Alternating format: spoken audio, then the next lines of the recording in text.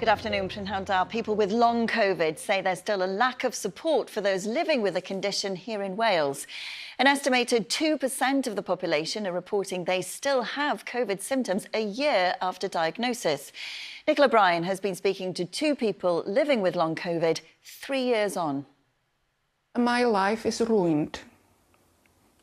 No job, no social life. No, you can't cycling, walking, traveling, everything is gone.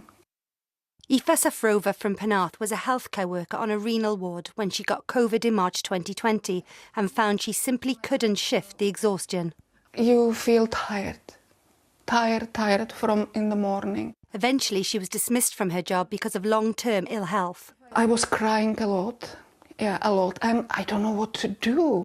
More than 3 years on, nothing has changed.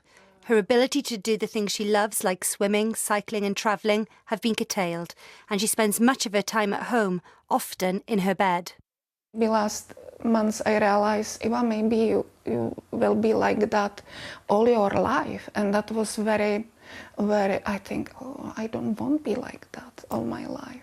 The most recent figures from the Office for National Statistics show an estimated 57,000 people in Wales reported having long COVID symptoms a year after being infected.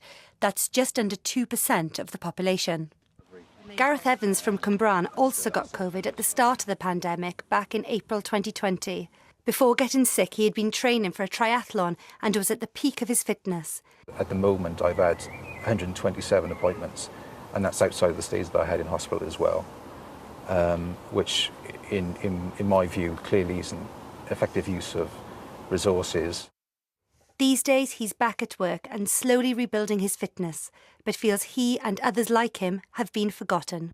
As patients, I think it's important that we're involved in the discussion about how best to treat long COVID. I think we'd be better served with a specialist clinic here in Wales, similar to what they have in England.